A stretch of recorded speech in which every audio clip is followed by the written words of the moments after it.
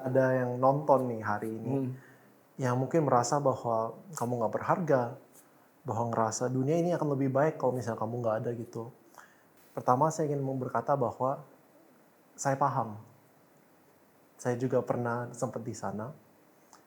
Dan yang ingin saya katakan adalah don't give up.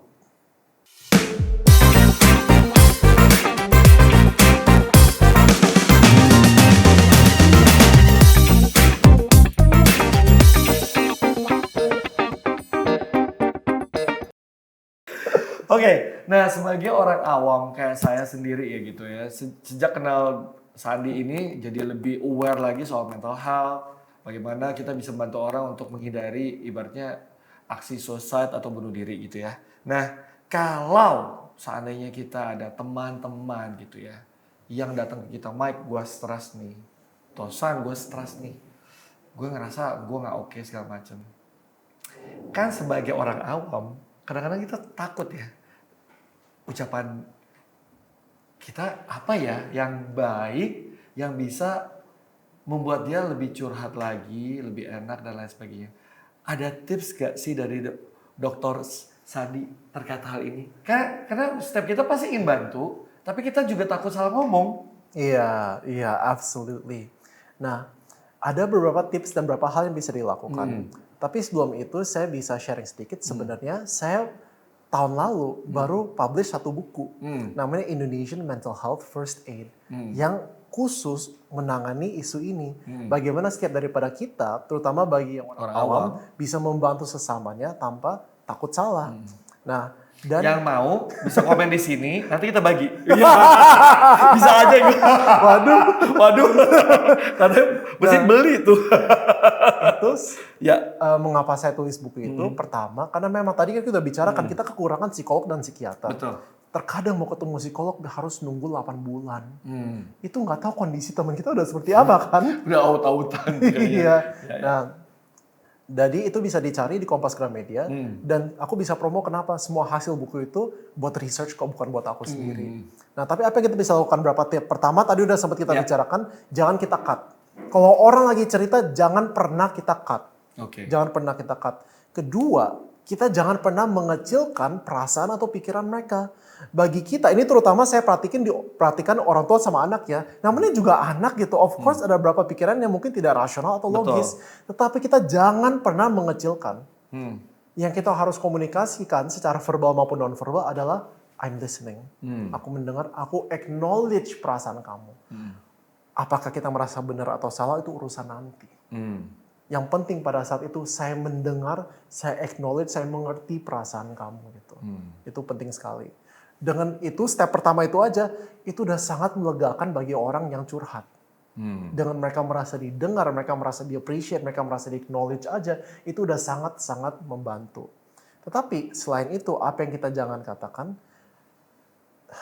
Jangan kita katakan ya. Jangan kita katakan nih. Kalau orang cerita kepada kita bahwa mereka punya kecenderungan bunuh diri, kita jangan coba argumentasi. Karena yang mereka rasakan pada saat itu, dan yang apa kita merasa itu baik atau benar atau it doesn't matter. It doesn't matter. Yang penting kita validate, kita mendengarkan orang tersebut kan. Nah, yang perlu kita lakukan kalau misalnya orang tersebut itu sharing bahwa mereka punya kecenderungan bunuh diri, kita jangan argumentasi, kita jangan bilang kamu nggak boleh seperti itu, kamu seharusnya bersyukur, kamu seharusnya gini. Jadi selain itu, yang kita perlu lakukan bagi orang yang kita ingin temani, kalau dia stres, kita bisa bujuk untuk ketemu profesional. Nah, tetapi yang ingin saya tekankan adalah seringkali orang itu tidak akan mendengarkan kita kalau dia tidak merasa bahwa kita peduli. Jadi sebelum kita rekomendasi apa-apa, sebelum kita anjurin apa-apa, dia harus merasa bahwa kita itu care. Nah, kalau dia udah merasa kita care, kita bisa anjurkan, ya silakan mungkin baik deh kalau bisa ketemu profesional. Kayaknya kamu udah stres deh itu. Atau kayaknya mereka bisa bantu deh nih. Nah, tetapi kita jangan tinggalin kalau dia sudah mau ketemu profesional. Kenapa? Untuk orang bisa pulih, dan ini saya bukan cuma bicara dari peneliti, tapi dari pengalaman juga. Di mana saya ada bantuan dan dukungan profesional, saya harus terapi selama setahun nih. Untuk saya bisa keluar dari depresi. Saya juga butuh dukungan sosial. Jadi kalau dia udah ketemu psikolog atau psikiater, kita jangan tinggalin, kita catch up. Kamu gimana kabarnya? Are you okay? Mau cerita gak? Nah, salah satu masalah besar di Indonesia adalah keterjangkauan secara finansial Betul. untuk ketemu psikolog dan psikiater. Nah, itu sudah di beberapa tempat bisa menggunakan BPJS. Thankfully. Jadi coba cari-cari, siapa tahu itu bisa menggunakan BPJS untuk ketemu psikolog atau psikiater. Karena harus dokter berkala kan ya? Harus, itu nggak bisa cuma sekali doang. Sekali 2 kali itu baru assessment doang. Ini masalahnya apa nih? Belum ada solusi atau ada terapinya. Iya. Jadi memang saya tidak berkata bahwa ini gampang. Saya nggak berkata bahwa ketemu psikolog itu murah. Saya mengakui bahwa ini challenging bagi banyak masyarakat Indonesia. Cuman, menurut saya ini benefitnya bisa jangka panjang. Kalau kita perlukan, maka kita perjuangkan. Dan bahkan coba cek, banyak company menyediakan namanya EAP, Employee Assistance Program. Di mana kalau yang udah di company, siapa tahu mereka sudah sediakan psikolog atau konselor yang bisa bicara pada Anda. Iya. Bantuan-bantuan itu ya. Oke, itu tadi buat orang-orang yang ada di sekitar dari orang yang mungkin punya kecenderungan ingin melakukan bunuh diri. Nah mungkin aku kasih waktu secara singkat aja, apa yang mau dikatakan buat orang-orang yang mungkin lagi nonton podcast Kacamata Mike ini tapi pengen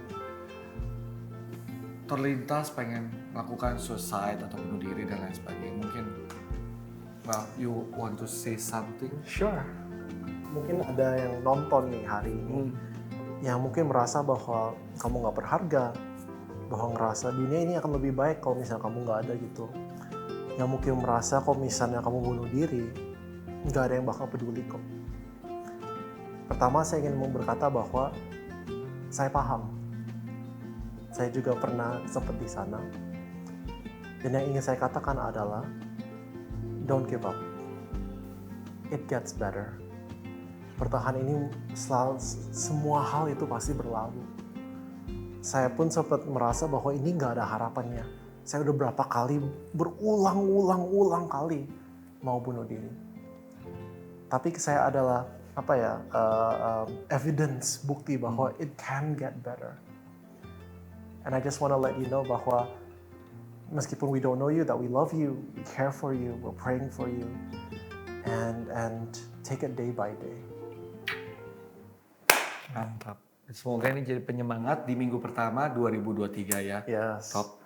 Nah, buat teman-teman yang mungkin udah nulisin resolusi, anak-anak teman-teman yang masih muda, wah pokoknya di tahun 2023 aku harus ini.